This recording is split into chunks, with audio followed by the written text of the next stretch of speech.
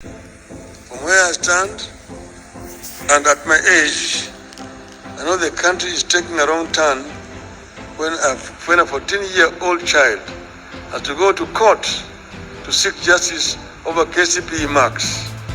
I know the country is taking a wrong turn when workers take home only a third of their basic salaries, the rest going to taxes.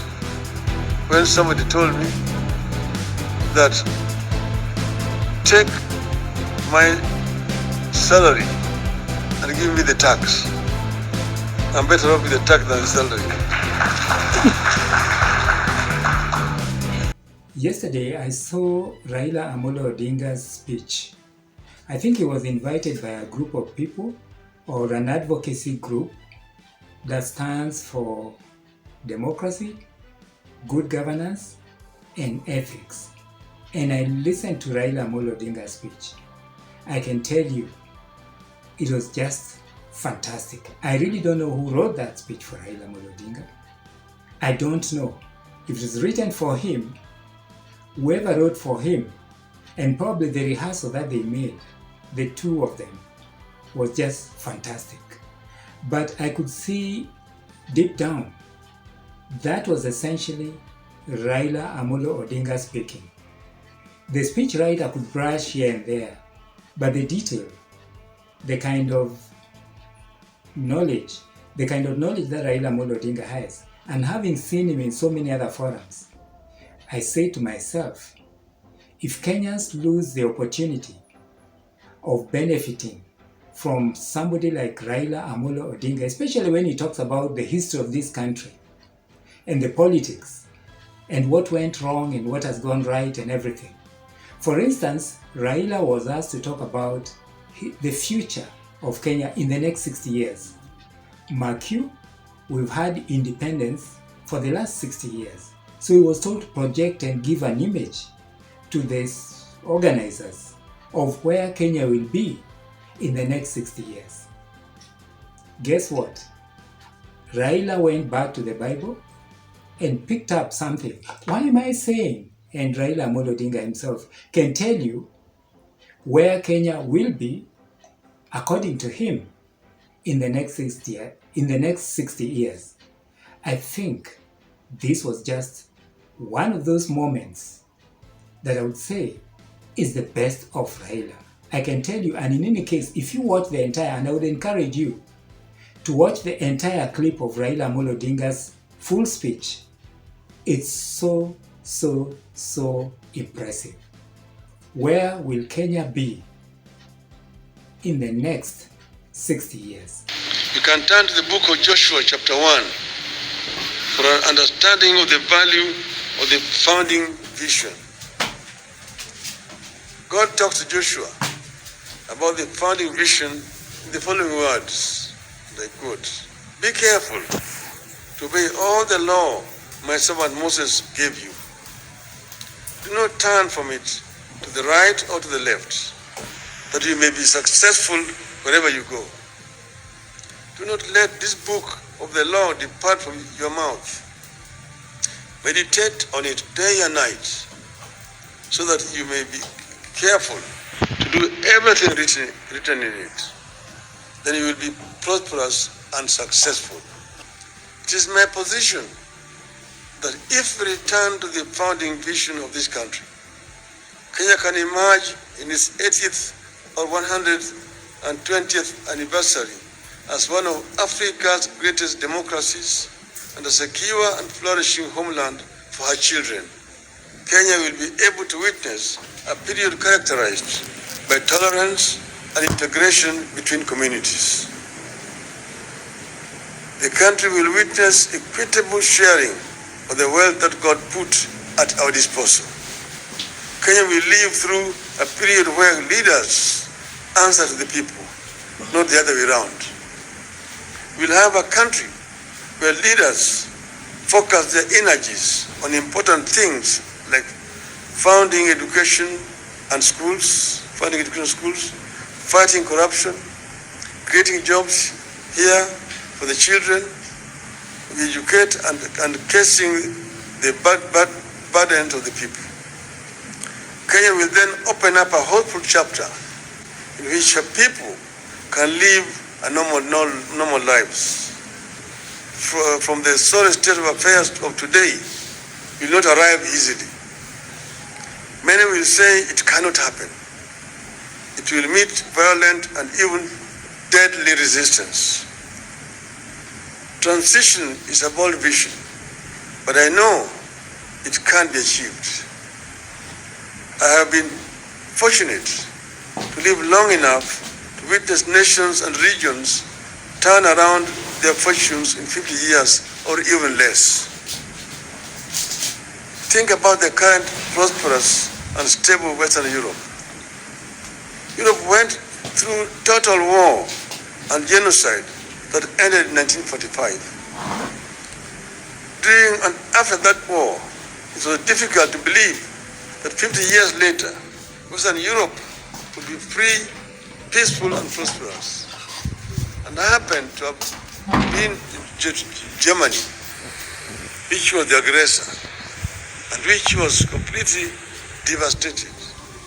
Most German cities were razed to the ground by bombs after the war had actually ended.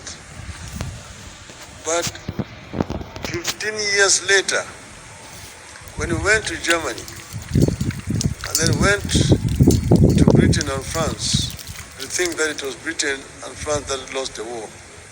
And that South Korea went through crippling war and sought help from Ethiopia during the war between 1950 and 1955.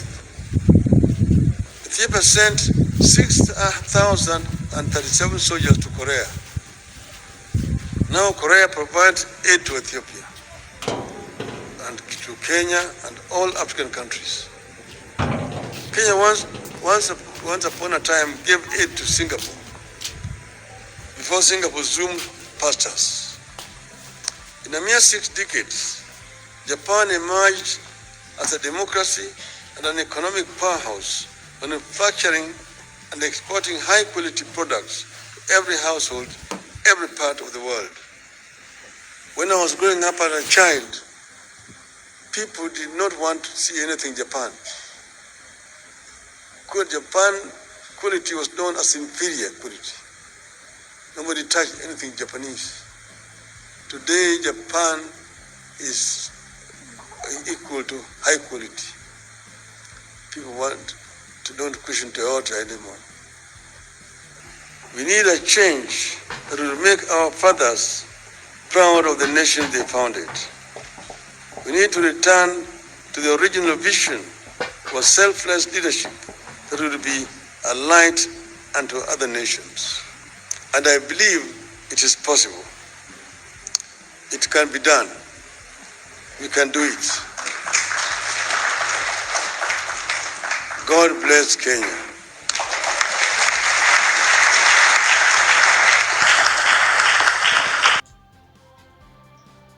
And that is the prophecy of Raila Amolo Odinga in terms of where Kenya will be in the next 6 years. The other thing that actually made me so happy is the way that speech was written, is the progression of the speech. You know, is history after history. It was just until where we are. And believe you me, at the same time, William Samoei Ruto was invited, or he was at a function. I think it was at the NYS. And unfortunately or fortunately, he was talking about Kenyans being given jobs abroad by government, or government looking for jobs for Kenyans abroad. And coincidentally, Raila Amolo Odinga also talked about the role of government in jobs. And this is what he had to say. Totally opposed to what William Samoei Ruto said. In fact, I dare say that Raila Amolo Odinga's speech was actually a kind of the state of the Kenyan nation today. Our children are struggling to get farm jobs in Israel, to be house helps in Saudi Arabia, and security personnel in Qatar. And the president is looking for jobs for them there, to become ayahs there. government officers themselves, including a whole president, openly say that they're trying to get jobs abroad for Kenyans. Young people with the new skills and knowledge that we need are being exported because the government cannot create jobs. And the government sees it as an achievement. It is the responsibility of a government to create jobs in the country, not to look for jobs outside. When you have a whole president running out there that is looking for jobs for people here, something is terribly wrong. This speech was in itself just something that I really don't want to comment on it any further. If you haven't watched it, like I've said, take your time. I've posted the link down here. You should be able to actually catch up with the full speech of Raila Amolo Odinga. That was presidential. That was a nationalist speaking to citizens. That was the real president, and not the kind of speeches that I've had so far from William Samoei Ruto. If Kenyans fail to take advantage of this man, Raila Amolo Odinga, while he is still alive, Kenyans will regret for the rest of their lifetime. As a matter of fact, in this country, believe you me, there's nobody who has the history, the politics, and has the knowledge of where this country has come from and where this country is going to more than Raila Amolo Odinga. Let's honor our heroes while they are still alive. Let's not wait to talk about Raila Amolo Odinga or all the good things about Raila Amolo Odinga when Raila Amolo Odinga is no more. I hope you will enjoy the rest of the speech, which in my view is just classic. Thank you very much for tuning in. Welcome to Talk to Africa. My name is George.